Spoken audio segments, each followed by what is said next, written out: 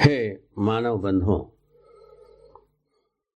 मैं अपने में से ही स्वेच्छापूर्वक जो कुछ भी विगत के वांग्मयों को समझा, इसमें और किसी का दबाव नहीं रहा। समझने के बाद और मेरा एक कामना हुई, क्या होना चाहिए धरती। उसके लिए मैं अपने में से ही एक उद्गार पाया, वो है भूमि स्वर्ग हो, मनुष्य देवता हो, धर्म सफल हो और नित्य शुभ हो। ये लिखा हुआ आपने देखा है। भूमि स्वर्गताम यातु मनुष्यो यातु देवता, धर्मो सफलताम यातु नित्यम यातु शुभोदय। ये लिखी हुई पट आप लोगों ने देखा। ये कैसे उद्गमित हुआ, इसका पृष्ठभूमि मैं आपके सम्मुख रखना चाहते हैं। पृष्ठभूमि इस प्रकार रही। ये शरीर यात्रा किसी एक परिश्रमी, सेवावादी, धर्मपरायण, आर्षेय धर्मपरायण परिवार में हुआ। ये तो आप सब विदित हैं। हर मानव संतान किसी न किसी माँ बाप के कोख में होता ही है, किसी न किसी धर्म परस्त होता ही है, किसी न किसी राज्य संविधान को स्वीकारा ही रहता है, परंपरा में प्राप्त शिक्षा में अर्पित होता ही है, नहीं अर्पित होता है शिक्षाविदों के अनुसार चलकर देखता है। यही आज तक की परंपरा की बात रही। उसी विधि से मैं भी जहाँ से शुरू किया, जिस परिवार में शुरू किया, ये सबसे गुजरने लगे। इसमें से रूढ़िगत बात, जो परंपरा में जो इनके साथ बैठो, इनके साथ नहीं बैठो, करो ना करो, और ये सब बातें शुरुआत जब से किए, इन रूढ़ियों से हमारा मन भरा नहीं। कुल मिला के ये बचपन की ही बात रहे। पहले पहले लोग ये बचपन की बात है ऐसे ही बुजुर्ग भी सोचते रहे। कुछ दिनों बाद वो बदलने लगी। दृष्टियाँ, मुद्रा, भंगिमा, त्योरी सब बदलने लगे। लगा मुझको कि हमारे बुजुर्ग हमसे प्रसन्न नहीं है। ये पहला हमारा दुख का कारण ये बना। इनको प्रसन्न भी कैसा किया जाए भाई, जैसा ये कहें वैसे ही करें, तो भी हम कसौटी लगाने लगे। क्या है सब दिन सब समय, क्या ये प्रसन्न है? ऐसा मुझको दिखा दे। मुख्य बात यहाँ से है, जब हमको ये लगवे नहीं किया कि हमारा बुजुर्ग हमको जैसा करो जैसा नहीं करो कहते हैं, वैसा खुद तो करते ही हैं, नहीं भी करते हैं, किंतु ये सब दिन से क्या प्रसन्न है ऐसा पूछा तो ऐसा नहीं हो। जबकि उनसे ज्यादा जो आर्षेय वांग्मय के विद्वानों को कहीं पाया नहीं जा सकता। पाया जा सकता है तो उतने ही उच्च कोटि की विद्वानों को पाया जा सकता है। ऐसे सब स्थितियां होने के बाद हम हमारे में ये निर्णय कर लिया, किसी भी विधि से रूढ़ियों को तो मानना ही नहीं। ये एक प्रकार से प्रतिज्ञा सी होने लगी, और उसका कारण दूसरे जुड़ गई तो हमारे बुजुर्गों ने हमको समझा नहीं पाते थे। कुल मिलाकर इतने ही रहा। जितना बार वो विफल होते रहे, उतना ही हमारा अहमता बढ़ता गया।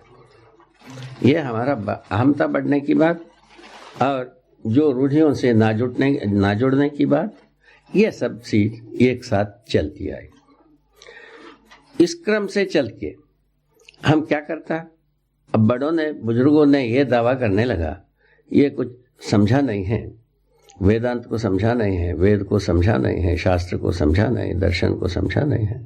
ये अपने आप में स्वयंभू के रूप में ये हर रूढ़ियों को, हर बातों को ना करो बातों को नकारता है। ये कहाँ तक ठीक है? इस मुद्दे पर बुजुर्गों ने जब चिंता व्यक्त करने लगे, वह हमारे लिए भी दूसरा दर्द का कारण बना। मैं अब क्या करता, अब दूसरा कोई रास्ता नहीं रहा, तो मैं आर्षेय ग्रंथों के अनुसार वेदांत को समझा, उसी को सर्वोपरि मानते थे। पहला भूमि है वेदांत माने वैदिक विचार का कर्म। कर्म उस चीज को मानते हैं वैदिक विचार के अनुसार जिससे स्वर्ग मिलता है, उसको कर्म मानते हैं। बाकी सबको और कुछ कहते हैं।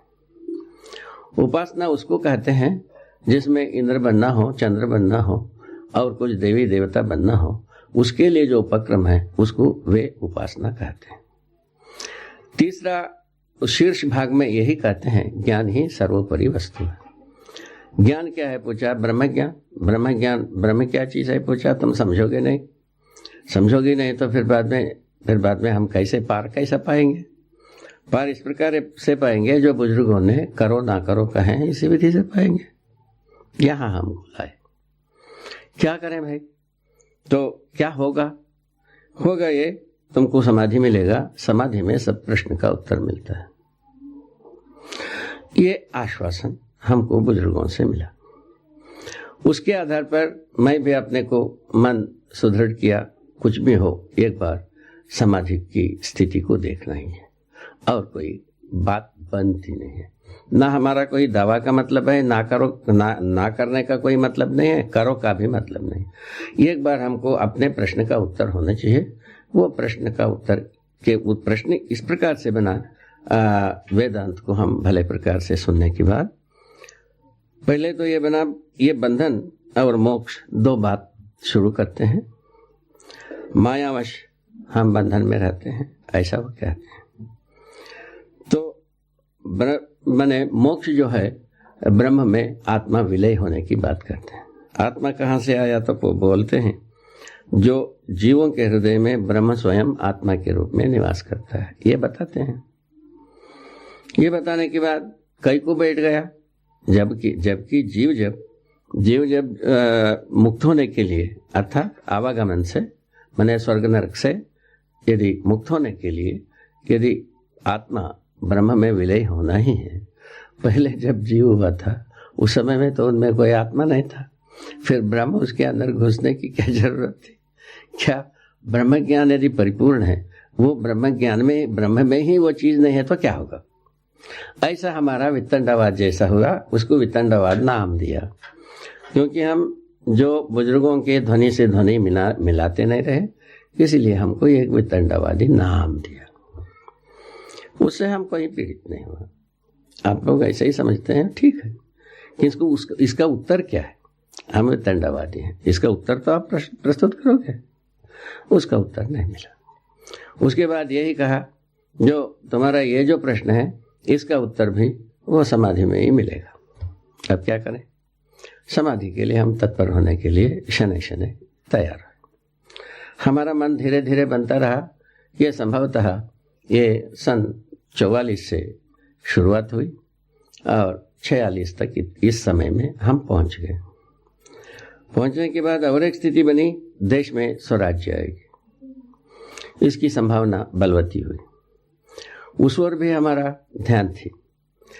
उस आधार पर सन 47 में स्वराज्य की बात, सत्ता का हस्तांतरण हुई, जैसा हम लोग आशा करते थे। उसमें भी बहुत बड़े बुजुर्ग थे, चिंतनशील थे, विचारशील थे, उनके बातों को भी सुनते रहे और उनमें भी कुछ व्यतिरेक आई। पहले की बाद की सफलता के दिन तक की बहुत सारे व्यतिरेक आई, उसमें भी हम पीड़ित हुए। उसके बाद और एक आशा लगी, अब हमारा एक संविधान बनेगी, उसमें शायद है सही मनुष्य का मूल्यांकन की व्यवस्था रहेगी, ऐसा हम सोचता रहा। मैं अपने तरफ अपने स्वयं स्फूर्त विधि से सोचता रहा। हमारे साथ और भी मित्र थे, वो भी ऐसे ही सोचते रहे। हम लोगों का ऐसा 2-4-10 व्यक्तियों का ऐसा मन थी, तो ये संविधान से कहीं ना कहीं मार्गदर्शन मिलेगा। संविधान की जब रचना हुई, संविधान समिति मिली, उनसे संबंधित जितने भी लेखा जोखा जो पेपरों में आती रही, उसको मैं ध्यान से सुनता रहा, समझने की कोशिश करता रहा। सन 50 तक की सारे बात जितने भी पेपरों में आई, उसके अनुसार हमारा मन में ये आ गई कि इस संविधान की तले कोई सही आदमी का मूल्यांकन नहीं हो सकता। उसका आधार ये बना सही आदमी का कोई चरित्र ही निरूपित नहीं हुआ जिसको हम राष्ट्रीय चरित्र कह सके। इस आधार पर ये निर्णय हमको मिल गए। अब क्या किया जाए? पहले से ये संकट था ही, वेदांत और समाधि में ये सब उत्तर मिलना, ये जो पहले से हम सुन रखा था उसको भी उसी में जोड़ लिया। समाधि में ही इसका भी उत्तर मिलेगा। इसमें किसी बड़े बुजुर्ग उनके इनके साथ तर्क करने की जरूरत नहीं। मिलता होगा तो सबका जवाब मिलेगा, नहीं मिलता है तो एक शरीर यात्रा भूर्सी में अर्पित है। ऐसा हम अपने में निर्णय लिए। उसके अनुरूप जो एक व्यक्ति तैयार हो गई वो है मेरे धर्मपत्नी। मेरे इस विचार से एक ही व्यक्ति तैयार हुआ, तीसरा व्यक्ति तैयार नहीं हुआ। एक ही व्यक्ति तैयार हुए, वो हम अमरकंटक को एक ऐसे स्थली, पावन स्थली, नर्मदा जी का उद्गम स्थली, ये सब सुनते ही रहे। उस पावन विचार के आधार पर हो न हो वहीं जाकर के क्यों ना ये प्रयत्न किया जाए, अंतिम प्रयत्न। ऐसा सोच करके अमरकंटक में आकर हम हमारे ढंग से एक तरीके से उसका नाम है आगम तंत्रोपासना विधि। उस विधि से समाधि की एक तरीका बताई गई है। वो है कुल मिलाकर के बहुत सारे देवी देवताओं को अपने शरीर में स्थली में देखने की बात है, अपने ही कल्पना से देखने की बात है, पूजा पाठ करने की बात है। ऐसे ही जो अपने शरीर के अंग प्रत्यंगों में जो कुछ भी हम कल्पना करते हैं, यहाँ ये देवता है, वो देवता है, इस क्रिया का नाम दिया है न्यास। उसके मूल में ये सूत्र दिया है, देवो भूत्वा देवा न्यजित। तुम स्वयं देव रूप होकर के ही तुम देवताओं का आराधना करोगे, इष्ट देव का आराधना करोगे। ये बात मुझको बताई गई थी। उसके साथ ईमानदारी से उसी प्रकार करने के लिए हम तत्पर हुआ। उसमें जैसा बन पड़ता था वैसा करता रहा, यही कहना बनता है। करते करते एक दिन ऐसा आया कि हम देवी देवताओं से की सानिध्य से मुक्त हो गए। मुझको ऐसा लगने लगा मैं हूँ, ये बोध था। हमारे पास कोई विचार नहीं था, पूजा करने की विचार नहीं था, स्तुति करने की कोई विचार नहीं था, आराधना करने की कोई विचार नहीं था, ना हमको पाना है कोई चीज़, ऐसा भी कोई विचार नहीं था। हमारे पास कोई चीज़ है ये भी विचार नहीं था, हमको कुछ करना है ये भी कोई विचार नहीं था। इतनी ही बात, छोटी सी बात। ये घटना हुई। ये घटना होने के कुछ घंटों बाद, मैंने कुछ घंटों तक यही स्थिति रही। उसके बाद जैसा ही मुझको लगा कि हमारा शरीर का बोध हुआ, समय का बोध हुआ और स्थल का बोध हुआ, ये तीनों का जब बोध हुआ तब हमको पता लगा कि ये तीनों को हम बोधे नहीं रहा, जो हमारे पास जो विचार ही नहीं था। ऐसा भी ये मुझको विश्वास हुआ। यह होने के बाद मैं सोचने लगा मुझको समाधि स्थिति आ गई। उस समाधि स्थिति को हर दिन दोहराता रहा, कई घंटों तक दोहराता रहा। यह प्रतीक्षा करता रहा अभी इसका हमारा प्रश्नों का उत्तर मिलेगा, अभी मिलेगा, अभी मिलेगा। किंतु बरसों प्रतीक्षा करने के बाद वो प्रश्न का उत्तर मिला नहीं। ये दूसरा विफलता आई। अब क्या करें? अब वेदांत को समझने से समझ में नहीं आया, कोई उत्तर मिला नहीं। और तो समाधि के बाद उत्तर मिलेगा, ये भी उपनिषद भी कहता है और बुजुर्ग हमारे सामने जीता जागता बुजुर्ग लोग भी कहते रहे, किंतु वो भी नहीं मिला। हमारा परिवार में ही जो सर्वोपरि विद्वान वो कुछ बता नहीं पाते हैं। अब कहाँ जाए? अब किसी के ऊपर आरोप लगाने की कोई जगह ही नहीं रहा। इस शिकंजे में हम न अपने ढंग से रहे, चाहे हंसते रहे, चाहे कराते रहे, जैसे भी वैसे रहते रहे। रहते रहते एक दिन ऐसा मन में आया कि भाई वाकई में समाधि की बात तो सुना था, हमको ये विश्वास भी हुआ समाधि हो गया, किंतु समाधि ये है, इसको कैसा हम दूसरों को बता पाओ, इसको हम कैसा सुदृढ़ कैसा मानो, ये प्रमाण क्या मानो? इसमें बताने की कोई चीजें नहीं है, बताने की चीज नहीं है तो हम प्रमाण क्या प्रस्तुत करेंगे? ये संकट गहराया तो स्वाभाविक था। ये हमको समाधि हुआ कि नहीं इसको आजमाने के लिए मैंने संयम नाम की एक क्रिया किया। यह भी इशारा पूर्वजों से ही मिली थी। यह पतंजलि योग सूत्र में उल्लेखित है। उसमें लिखा है धारणा ध्यान समाधि त्रय में एकत्रत्वात् संयमः, ये लिखा है। उसको कोई भी मेधावी व्यक्ति पढ़ के देख सकता है। उस संयम के बारे में कुछ भी लिखा, हमको वो कोई बोध नहीं हुआ। अपने ढंग से हम एक समाधि का एक चित्र बनाया, तरीका बनाया, उस तरीके से हम संयम किया।